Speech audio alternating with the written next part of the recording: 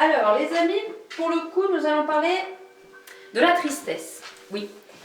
Alors la tristesse c'est extrêmement particulier. Pour moi, la tristesse c'est l'émotion peut-être la plus complexe à développer. Parce que la tristesse est différente chez tout le monde. D'accord? La tristesse s'exprime de manière complètement différente.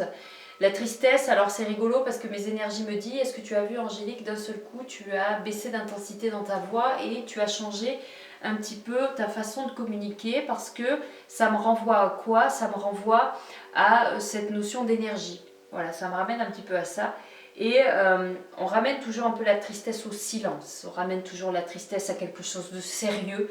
Quand une personne est triste, attention, on arrête de rigoler. Voilà, c'est ce que j'entends au travers de mes énergies, c'est ce qu'ils sont en train de me faire comprendre. On arrête de plaisanter, on arrête de rigoler, d'accord? Donc, elle s'exprime de manière différente. Observez surtout quand les gens perdent un proche. Regardez comment les gens se comportent. Ceux qui ne disent rien, ce n'est pas parce qu'ils ne disent rien qu'ils ne ressentent rien. C'est très important de le percevoir comme ça, d'accord? La tristesse est toujours rattachée à une perte, à un deuil de quelque chose. Perdre un animal, c'est un deuil. Perdre une montre qui s'est cassée parce qu'elle est tombée, c'est un deuil. Perdre son téléphone portable, c'est un deuil.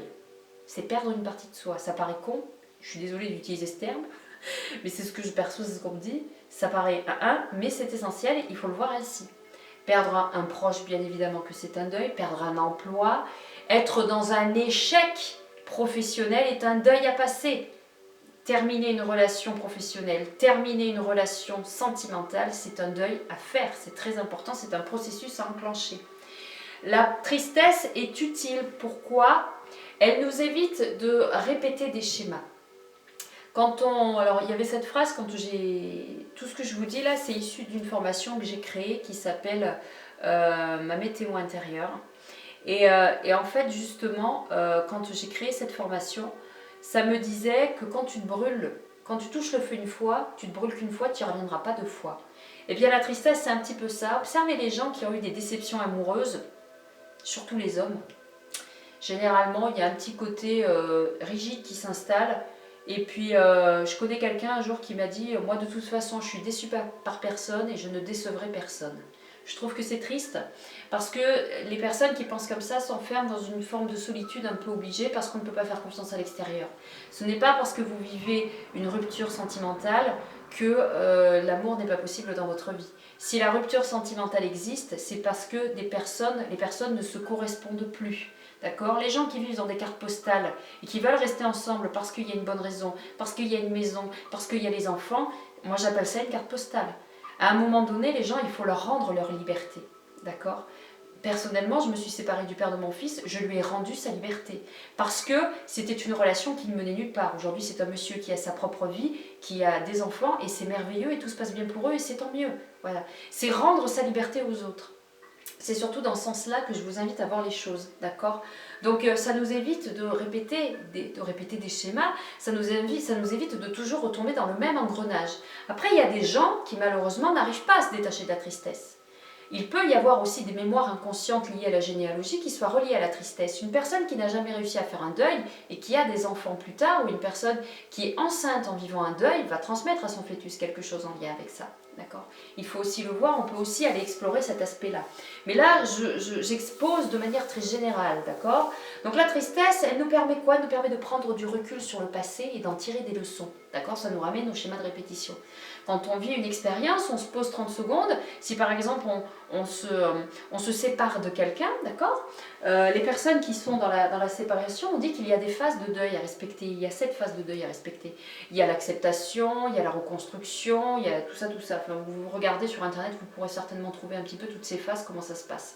Et en fait, ça nous permet de prendre du recul et de s'observer. Quand vous vous séparez de quelqu'un, de quelque chose, d'une situation, quand vous perdez quelque chose, reculez-vous du schéma, reculez-vous du film, asseyez-vous sur le fauteuil pour regarder le film qui se passe en face, devenez spectateur un petit peu de votre propre histoire et regardez le comportement que vous avez eu, regardez ce que vous avez donné à cette personne ou à cette situation, qu'est-ce que cette situation, cette personne ne vous a pas donné ou vous a trop mal fait. Voyez, observez, faites un peu votre ménage un petit peu là-dedans, faites le tri dans vos émotions, faites le tri dans vos actions, dans ce que vous avez accompli et dans ce que vous n'avez peut-être pas su faire, mais ne soyez pas trop dur avec vous-même, c'est surtout ça que je voudrais vous dire. Et la tristesse nous permet de tirer des leçons de ce que nous avons fait. Est-ce que j'ai soi-disant trop donné? Est-ce que j'ai soi-disant pas assez fait? Vous voyez, on est beaucoup dans la culpabilité quand on est dans la tristesse et quand on est dans le deuil, on est toujours dans le truc de qu'est-ce que j'aurais dû faire de mieux. Et si simplement il fallait juste que ça se passe ainsi, vous voyez. Donc la tristesse, elle est vécue à des doses diverses et variées chez chacun. D'accord, elle est vécue différemment. Il y a des gens qui ne seront jamais dans l'expression de la tristesse. Il y a des gens qui ne pleurent jamais parce qu'on ne leur a pas appris à se connecter à la tristesse, à se connecter aux émotions. Apprenez à vos enfants à exprimer leurs émotions. Apprenez-les à pleurer, apprenez-les à crier, apprenez-les à dire quand ça ne va pas. Quand ils rentrent dans la bagnole, que vous rentrez le soir de l'école, ne regardez pas votre téléphone, demandez-leur comment ils vont, si tout s'est bien passé. Soyez à l'écoute, c'est très important. Demandez à vos enfants s'ils ont de la peine dans le cœur de temps en temps. Parce qu'ils ne vont pas vous le dire. Si vous n'êtes pas disponible parce que vous avez le ménage à faire, votre travail, votre couple et vos contrariétés, ça peut tout à fait se comprendre, on n'est pas dans le jugement. Mais ce que je veux vous dire, c'est juste 2 minutes. Et regardez vos enfants s'ils vont bien, regardez votre entourage, comment il va, votre compagnon, votre compagne, demandez aux gens comment ça va.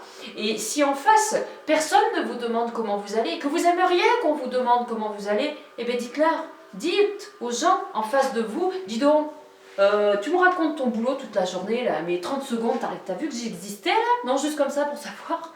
Coucou, je suis là. Tu peux me demander juste 30 secondes comment je vais? C'est possible. Faites-le. Envoyez-leur un SMS. D'accord.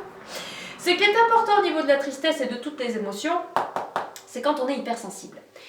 Quand on est hypersensible, alors j'ai créé un chapitre exprès pour les hypersensibles parce que c'est trop compliqué. Quand on est hypersensible, la tristesse, on la vit à 200% comme tout le reste. Donc ne soyez pas désarmés et ne soyez pas impuissants face à un hypersensible. Si vous n'êtes pas hypersensible et que vous vivez avec quelqu'un qui est très dans la sensibilité de ses émotions, protégez-vous de ça parce que vous allez vous faire du mal à essayer de sortir cette personne de là. Mais c'est une personne qui vit ses émotions à un degré que vous ne pouvez même pas vous imaginer et vous ne pouvez rien faire avec ça. Vous ne pouvez rien faire, vous êtes impuissant. Si vous n'êtes pas assez dans la sagesse et dans le savoir de comment ça fonctionne, vous n'y arriverez pas. Protégez-vous de ça, d'accord? L'hypersensible vit ses émotions à 200%. La tristesse, c'est comme toutes les autres émotions, c'est les comprendre et les accueillir. De quelle manière est-ce qu'elle vient? Pourquoi est-ce qu'elle m'attriste? Et comme d'habitude, je ne l'ai pas noté, mais c'est rattaché au passé. D'accord? N'oubliez jamais que toutes vos émotions sont rattachées à votre passé. D'accord? Et que plus vous apprendrez à savoir comment vous fonctionniez dans le passé, mieux vous arriverez à maîtriser vos émotions dans le présent. D'accord? Et bien évidemment à pouvoir projeter le futur. Il est bon de considérer la différence d'interprétation chez tout le monde. Comme je vous le disais en début de cette vidéo, quand les personnes sont tristes pendant un enterrement, observez, regardez comment ça se passe quand on perd un proche. Il y aura des gens qui vont aimer plutôt se rattacher aux souvenirs positifs. Et donc, pendant un enterrement ou pendant un deuil, vont discuter des souvenirs de la personne disparue. Et ça, c'est à respecter et c'est ok. Au contraire, il y a des gens qui vont être obligés de pleurer, de s'effondrer, parce que c'est le seul moyen pour eux de s'exprimer, parce que c'est rattaché à la perte d'une partie d'eux-mêmes aussi, d'accord, suivant le degré de disposition dans la famille. Il y a des personnes qui vont être dans le mutisme et qui ne vont certainement pas dire un seul mot et qui ne vont rien dire et qui vont préférer aller arracher des patates dans un jardin ou aller faire du bois comme Charles Ingalls. Et c'est ok. Et c'est ok. Quelle que ce soit la tristesse, la colère ou la peur, chacun est différent dans l'expression de son émotion. C'est comme la joie. Certains vont être dans une joie discrète, il y en a qui vont partir en cacahuète. Donc voilà, chacun est différent sur ça et soyez très vigilants sur l'interprétation parce que n'oubliez jamais, ce n'est pas parce qu'une personne ne s'exprime pas qu'elle ne ressent rien. D'accord. Les amis, je vous donne rendez-vous sur la prochaine Ah, amenons de la légèreté sur cette prochaine émotion. J'espère que cela vous plaît. Pour les personnes qui ont des questions, n'hésitez pas à me les disposer en commentaire et je suis tout à fait disposée à vous aider à développer vos émotions et votre sensibilité pour être un petit peu plus aligné sur votre chemin. Voilà.